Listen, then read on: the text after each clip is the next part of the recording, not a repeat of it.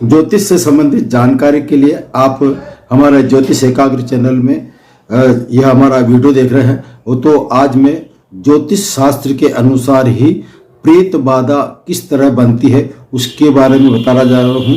प्रेत बाधा कब और कौन से ग्रह के कारण बनती है इसके बारे में चर्चा कर रहा हूँ। अधिक विलंब न करते हुए आज मैं आपका ये टॉपिक है प्रेत बाधा से संबंधित, उसके बारे में आपको जानकारी दे रहा हूँ।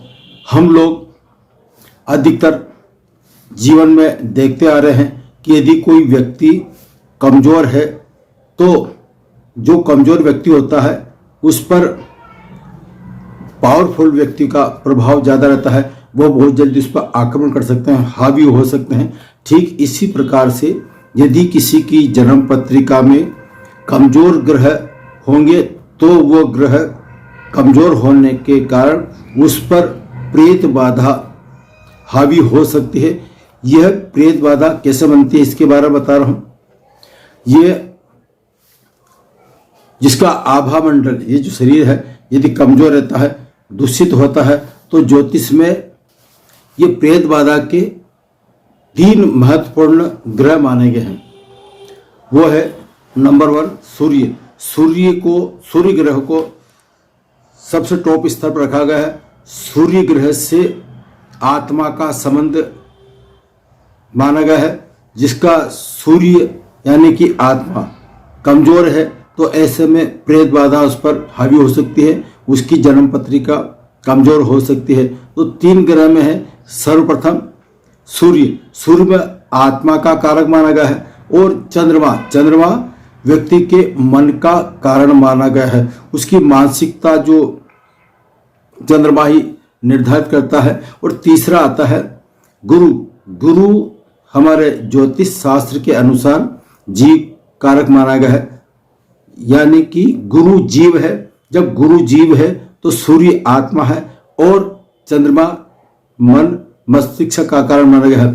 तो जिसका दुर्बल मन होगा, जिसकी आत्मा कमजोर होगी और जो जीव इन सब परिस्थितियों से कमजोर होगा तो ऐसे में ऐसे जातक या जातिका पर ये 3 ग्रह कमजोर होने के कारण, पीड़ित होने के कारण प्रेत बाधा से पीड़ित होते हैं। वैसे देखते हैं यदि कोई व्यक्ति, अधिकतर देखा हो आपने, जो बोल्ड व्यक्ति रहता है, जिसका चंद्रमा सूर्य और गुरु जितना मजबूत होगा वो शमशान में अकेला रह सकता है। और वो से ऐसे व्यक्ति हैं जो शमशान के आसपास बस्ती बन चुकी है और उस बस्ती में रहते हैं, तो ऐसे में उन पर प्रेत बाधा हावी नहीं होती है। और जो अधिकतर मुख्य शहरों में रहते हैं जहाँ पर कोई शमशान वगैरह, कोई ऐसी डरावनी जगह नहीं है, उसके बावजूद भी ऐसे व्यक्तियों पर यह प्रेत बाधा आए दिन परेशान करती है। अब यह प्रेत बाधा कब आती है? यह प्रेत बाधा गुरु, शुक्र और शनि, इन तीनों में से जब भी इनकी महादशा आती है, अंतरदशा आती है, उस अवधि में इन लोगों पर प्रेत बाधा अवश्य हावी होती है। अब ये प्रेत बाधा जो है इसको मैं उदाहरण से बताऊंगा।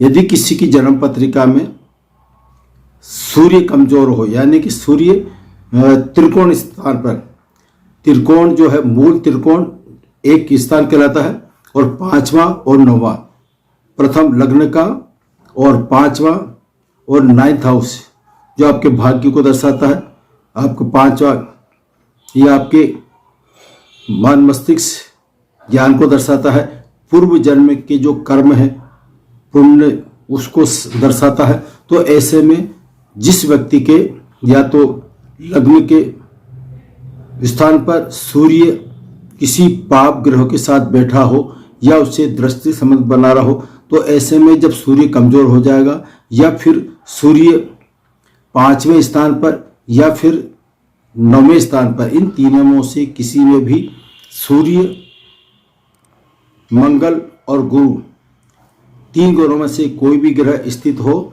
और वो किसी पापी ग्रह से पीड़ित हो, उन पर दुष्प्रभाव हो, तो ऐसे में ये प्रेत बाधा अवश्य बनती है।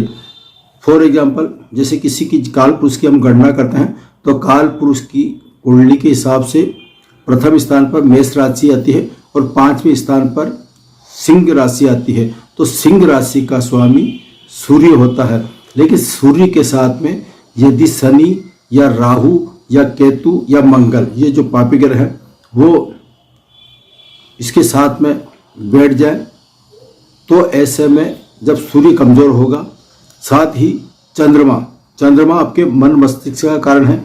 चंद्रमा जितना कमजोर होगा उतना ही उसका मन कमजोर होगा। मन कमजोर होने की स्थिति में अज्ञात भय जो बनता है, वो अज्ञात भय चंद्रमा के कारण बनता है। दुर्बल मन के कारण ऐसा जातक पर प्रेत आत्मा हावी निश्चित होती है। तो चंद्रमा कहीं पर भी स्थित हो, ये जरूर नहीं है कि पहले 5वें या 9वें स्थान पर हो। चंद्रमा कमजोर होगा, दूषित होगा, तो ऐसे में ऐसे जातक या जातिका पर प्रेत बाधा निश्चित तौर पर आक्रमण करती है, अटैक करती है। इसके अलावा गुरु मैंने अभी आपको बताया था, ये जीव कारक है। तो ये जीव जो स्वयं जीव कारक गुरु यदि किसी भी स्थान पर बैठकर वो उसके साथ में पापी ग्रह बैठ जाए तो ऐसे में, या फिर उस पर दृष्टि पड़ जाए तो ऐसे में ऐसे व्यक्ति पर प्रेत बाधा अवश्य अटैक करती है। तो ये मैंने आपको बताया था प्रेत बाधा क्यों आती है। तो प्रेत बाधा के लिए सूर्य, चंद्र और गुरु कमजोर स्थिति में हो, दूषित स्थिति में हो तो प्रेत बाधा अवश्य आती है। अब ऐसे में सवाल पैदा होता है, इस प्रेत बाधा को दूर करने के लिए हमें क्या उपाय करने चाहिए। तो उपाय मैं बता रहा हूँ। ऐसे व्यक्ति को सर्वप्रथम मंगलवार और शनिवार के दिन हनुमान चालीसा का पाठ हनुमान मंदिर पर जाकर जरूर करना चाहिए। कारण क्या है, ये मंगल साहस का प्रतीक है। आपको साहस बढ़ाने वाला, आपके मन को मजबूत करने वाला मंगल होता है। तो ऐसे में मंगल ग्रह को मजबूत करने के लिए हनुमान चालीसा का पाठ निश्चित तौर पर करना चाहिए। दूसरा आता है आपका नवाण मंत्र, दुर्गा का एक नवाण मंत्र है, उस मंत्र का जाप करें।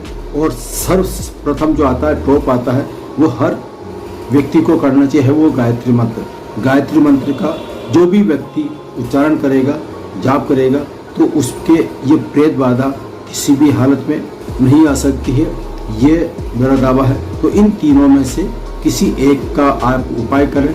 उपाय करने से आपके प्रेत बाधा से संबंधित जो बाधा आ रही है वो बाधा निश्चित तौर पर दूर होगी। आज इतना ही। कुछ देखो, प्रेत की बात चली, प्रेत बाधा की बात चली, तो ये मेरा जो मैं वीडियो बना रहा हूँ उस पर जो माहौल बना है वो ऑटोमेटिक आप आवाज़, ध्वनि प्रदूषण की आवाज़ सुन रहे हो।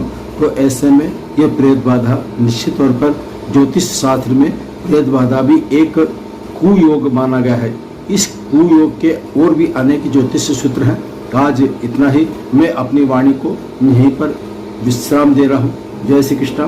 फिर मिलेंगे नए सब्जेक्ट और नए ज्योतिष सूत्र के साथ। अब तक के लिए जय श्री कृष्ण।